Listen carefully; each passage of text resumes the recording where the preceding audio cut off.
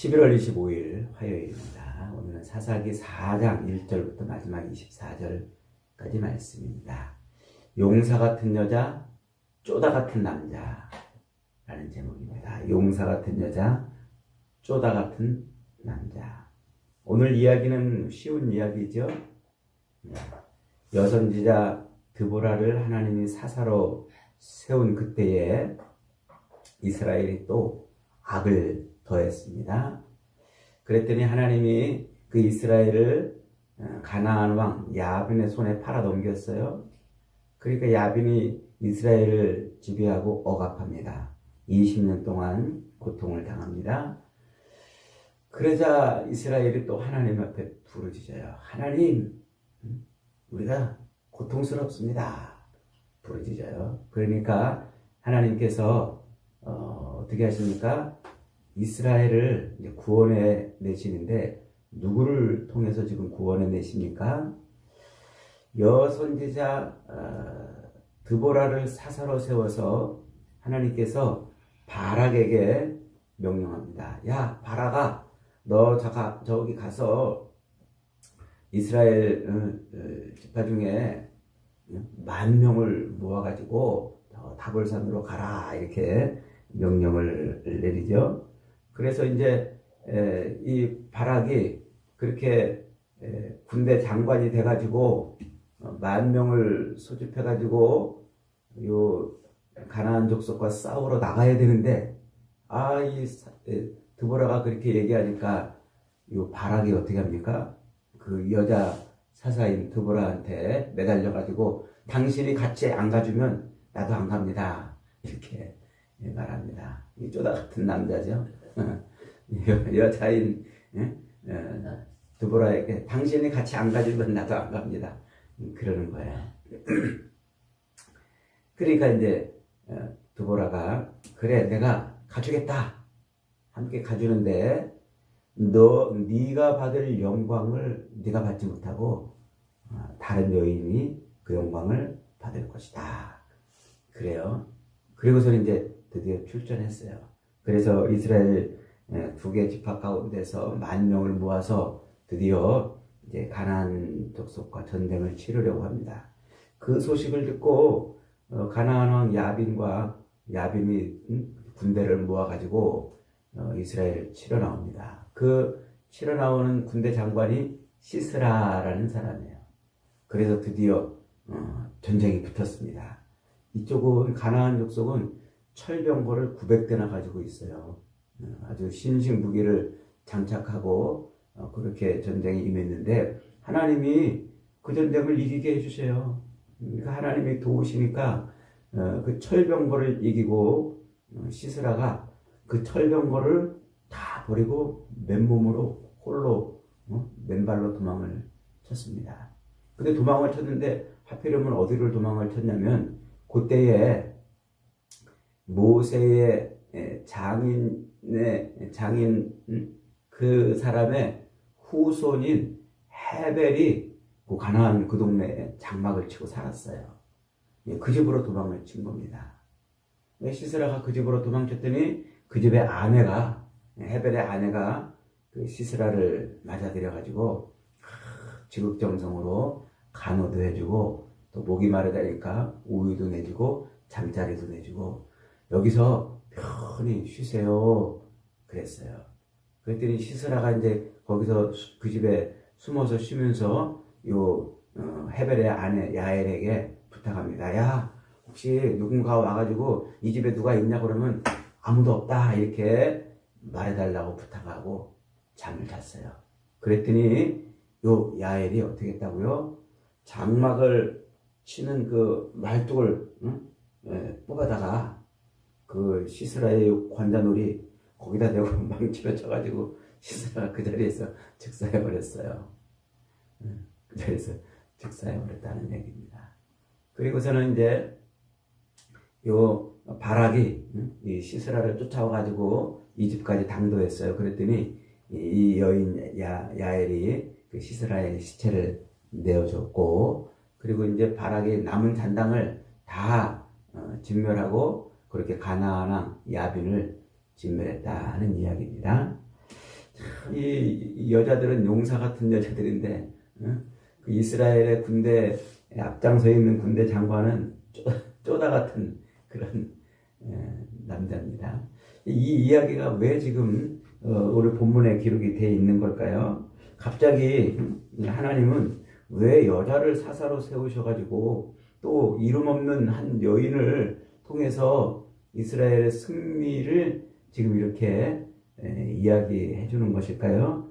이거는 쉬운 이야기이면서 굉장히 아주 성경 전체를 관통하는 아주 중요한 이야기예요. 이 성경 전체를 관통해야 되기 때문에 내용이 좀 어려울 수도 있습니다만, 뭐만 하나 기억하면 하나도 안 어렵냐면, 우리 성도들을 그리스도의 신부라고 그러잖아요. 그리스도를, 예수님을 우리 성도들의 신랑이라고 그러잖아요. 그러면 왜 우리 성도들은 남자도 있고 여자도 있고, 교회 안에 남자도 있고 여자도 있잖아요. 이 남자도 여자도 전부 다 뭐라고 설명하냐면 신부, 여자라고 말한단 말이에요. 그리고 예수님을 신랑, 하나님의 아들, 남자라고 말한단 말이에요. 왜 이렇게 말을 하냐면, 요 신랑 대신 예수 그리스도가 이 땅에 오셔서 자기 신부를, 거룩한 신부를 골라내서, 그래서 마지막 요한계시록에서 혼인잔치를 하는 것으로 성경이 그렇게 이어져 가요. 그래서 창세기 3장 17절에서 여자의 후손이 와가지고 자기 신부들을 모아내서 혼인잔치를 하는 것이, 이게 성경 전체를 흐르는 관통의 이야기란 말이에요. 그 은유, 메타포라 이렇게 말하는데, 이스라엘은, 교회는 전부 뭘로 예표됩니까? 신랑 대신 예수님의 신부, 여자로 예표돼요. 여자. 그러니까 이스라엘, 역사적 이스라엘이든지 영적인 이스라엘이든지, 이스라엘은 다 누구의 신부? 예수 그리스도의 신부라. 신랑 되신 분의 신부다.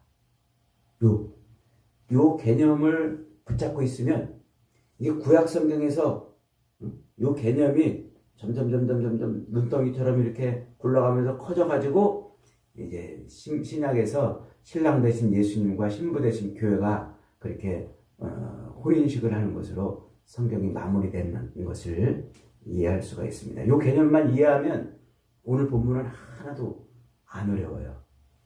자, 제가 간략하게 줄거리를, 요약을, 그 기둥을 붙잡고 설명을 다시 드립니다. 자, 이스라엘 백성들은 지금 하나님이 정복하게 해주신 그 가나안 땅에 들어가서 그들이 살아야 되는 삶, 무슨 삶이라고 그랬어요? 기업의 삶이라고 그랬잖아요. 그래서 그 기업의 삶이라는 것은, 그 땅을 하나님이 은혜로 주셨으니까 그 땅에서 하나님의 말씀을 붙들고, 하나님이 그 땅에 임재해 계시고 자기들과 교제하시는 분이고 자기들을 통치하시는 분이신 것을 드러내며 사는 것이 그들의 삶의 존재 이유, 존재 방식이고, 가나안 땅의 삶이 그거예요. 그러니까 하나님이 은혜로 주신 그 땅에 들어가서 그들은 하나님의 말씀을 붙들고 하나님을 드러내며 사는 거란 말이에요. 그런데 사사기에 딱 들어오니까 그 가나안 땅에서 기업의 삶을 살아야 되는 이스라엘 백성들의 삶이 뭐였어요? 계속 죄밖에 없어요. 죄. 그래서 죄 때문에 하나님이 이방을 들어서 징계하니까 부르짖어가지고 하나님이 그들을 또 평안해 주시고, 또 사사가 죽으니까 또 악을 행하였더라. 또 악을 행하였더라. 또 악을 행하였더라. 그러죠? 그 또라는 말이 더해서라는 말이에요. 오늘 본문도 또 여호와의 목전에 악을 행했다 그러잖아요. 그러니까 이스라엘, 그 가나안 땅에 들어가서 하나님의 살아계심을 드러내며 하나님을 섬기며 살아야 될 그들의 삶이, 그건 안 살고 매일 악을 덧붙여 사는 거예요. 악을. 그러니까 하나님은 어떻게 했어요? 그들을 이번에는 가나안 왕 야벤의 손에 팔았다 그랬어요. 요 팔았다 요 말은 바로 구속한다 이 말을 위한 아주 중요한 단어입니다. 요 팔았다. 그러니까 팔았다라는 말은 하나님께서 결국은 자기 백성을 다시 사와야 되잖아요. 구속해야 되잖아요. 그 구속하는 것을 사온다 이 말로 이렇게 표현한단 말이에요. 그러니까 사오려면 팔아야 되는 거예요. 그래서 팔았기 때문에 다시 사와야 돼요. 이게 그 당시에 노예를 팔면 노예를 내 걸로 다시 데리고 오려면 사와야 되는 그런 개념이에요. 그래서 예수님이 얼마에 팔려요? 속전 얼마에 팔려요? 은전 30냥에 팔리잖아요. 속전을 지불하고 자기 신부를 사오는 거예요. 그래서 팔았다라고 이렇게 표현하는 거예요. 이 이야기는 오늘 이야기의 핵심이 아니기 때문에 이렇게 간단하게 설명하고 넘어갑니다. 핵심은 지금 이스라엘이 죄를 져가지고 그 가나안 야벤의 손에 넘겼다는 거예요. 그러니까 고통 가운데서 이제 그들이 하나님 앞에 이제 부르짖고 있지 않습니까? 그런데 그때 갑자기 여자 사사가 등장해요. 여자 선지자까지는 이해가 돼요. 선지자는 있을 수 있습니다. 근데 사사를 여자로 세웠어요. 이건 굉장히 엄청난 이야기예요. 왜냐하면 그 당시 지금 이 시대는 율법이 통치하고 있는 시대잖아요. 율법. 그러니까 율법에 의하면 여자는요 남자의 종속이 돼 있어요. 절대로. 뭐 고대 근동에 꼭 성경이 아니더라도 그 당시 고대 근동의 문화도 여자들은 사람 수를 헤아리는 숫자에서 안 넣었단 말이에요. 애들과 여자들은 사람 취급도 안 했다는 말이에요. 그게 율법에 기록이 돼 있다니까요. 그래서 민수기 30장에 가면은요, 어떤 말이 나옵니까?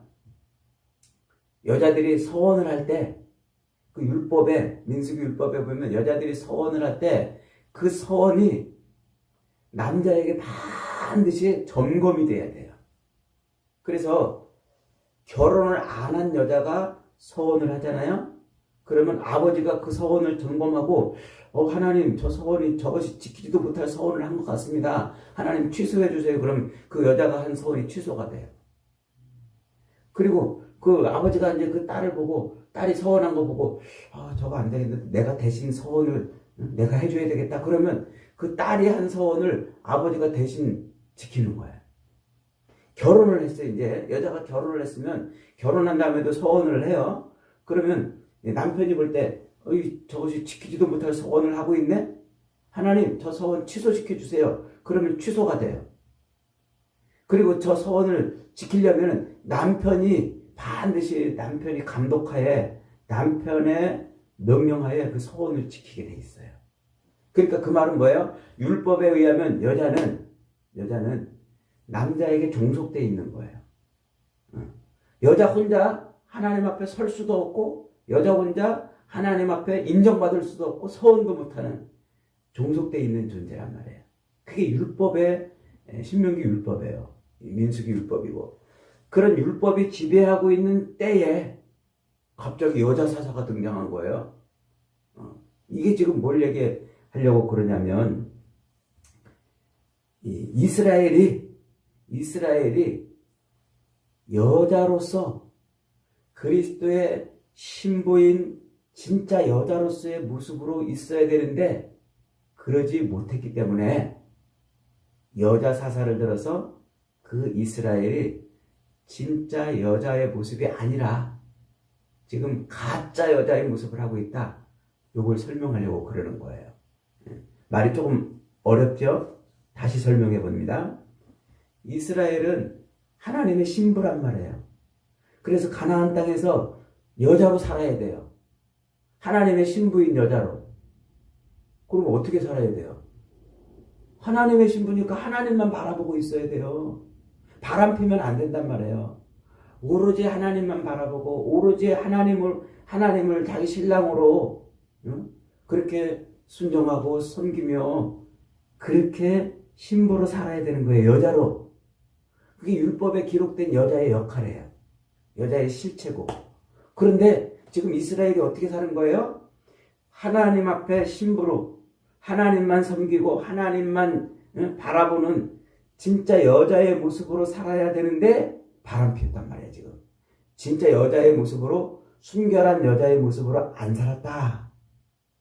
그것을 여자 사사를 들어서 이스라엘 전체가 지금 다 쪼다 같은 여자로서, 진짜 여자로서의 모습을 잃어버린 그런 존재다. 지금 그렇게 설명하고 있는 거란 말이에요.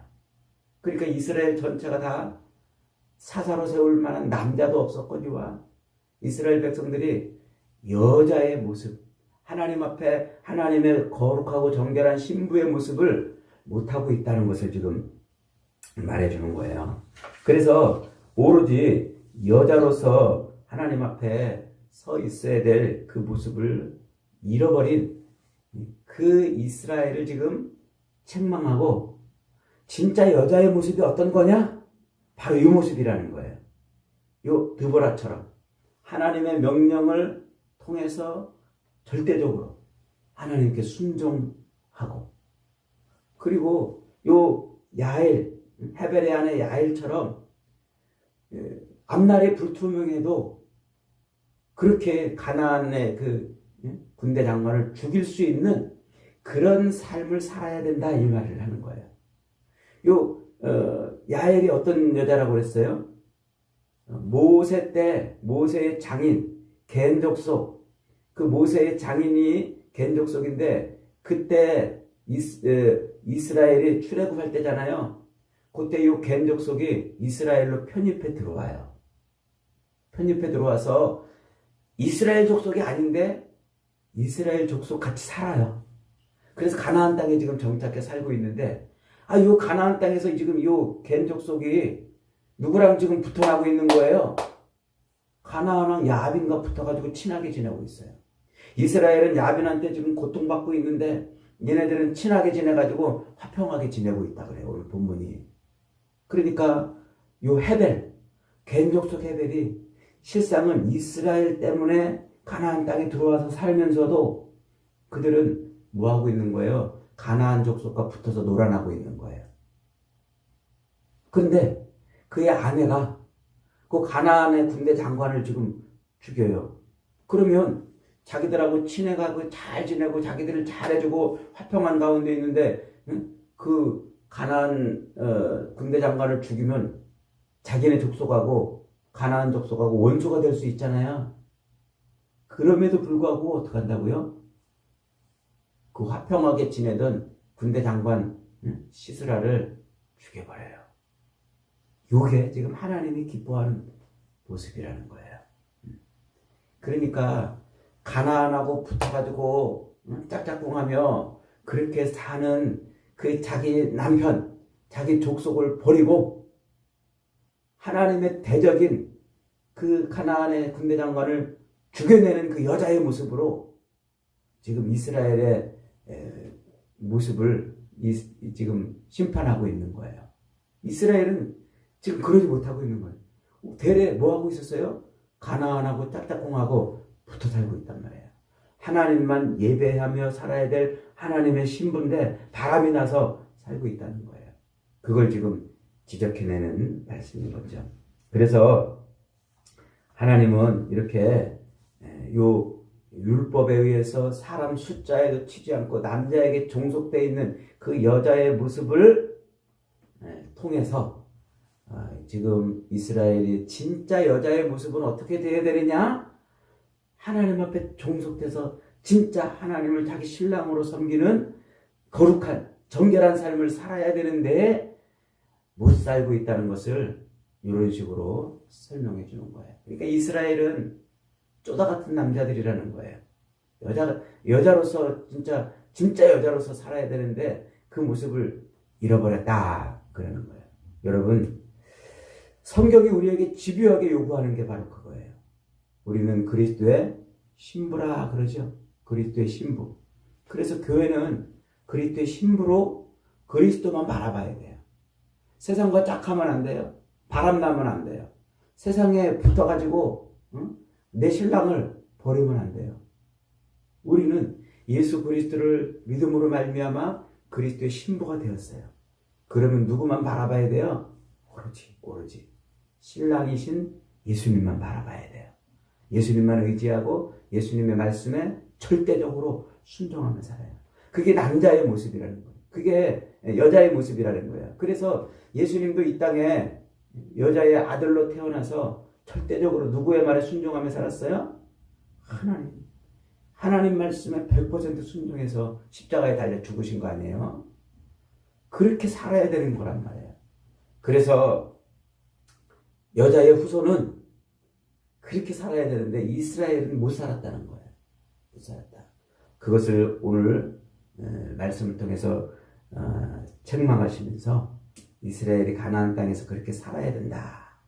오늘 우리 성도들도 그렇게 진짜 신랑만 바라보는 여자로 살아야 된다. 그거예요. 그래서 신랑만 오로지 바라보고 신랑만 사랑하다가 신랑으로 인해서 구원을 받는 그 모습을 그려내고 있는 게 아가서, 구약성경 솔로몬의 아가서예요. 그래서 그 오로지 신랑만 바라보고서 있는. 그래서 오늘 우리가 찬송도 그랬잖아요. 신랑 대신 주님 다시 오실 때 우리는 신부 대신 정결한 모습으로 나가 있어야 돼요. 그래서 예수님이 열처녀의 비유를 통해서도 기름을 준비하는 슬기로운 5처녀의 처녀들을 얘기하면서 신랑을 기다리라 그러잖아요. 그렇게 기다린 정결하고 순결하게 자기를 준비하고서 단장하고 준비한 그 기다린 신부를 신랑이 다시 오셔서 혼인잔치를 하는 겁니다. 사랑하는 여러분, 이스라엘이 그렇게 가나안 땅에 들어가서 하나님만 바라보고 있어야 될 진짜 여자의 모습으로 있어야 되는데 바람나가지고 살고 있는 그 모습을 오늘 이 말씀은 이렇게 책망하시고 진짜 여자의 모습이 어떤지 가르쳐주는 거예요. 오로지 하나님의 명령을 따라 순종하고 앞날이 불투명해도 하나님을 대적하는 자를 진멸하는 그런 여자의 모습, 그렇게 되어야 할 모습이라는 거죠. 오늘 저와 여러분도 이 땅을 사는 동안 그리스도의 참된 신부로 살아갈 수 있기를 바랍니다. 하나님의 신랑 되신 예수님의 명령에 순종하고 신랑이 싫어하는 것을, 신랑이 대적하는 것을 대적하며 그렇게 사는 거예요. 그것이 이스라엘, 영적인 이스라엘 신부의 모습인 겁니다. 저와 여러분이 오늘도 그렇게 거룩하고 정결한 그리스도의 신부로 살다가 신랑 되신 주님 오실 때 멋진 혼인잔치 할 수 있는 복이 있기를 주님의 이름으로 축복합니다. 아멘.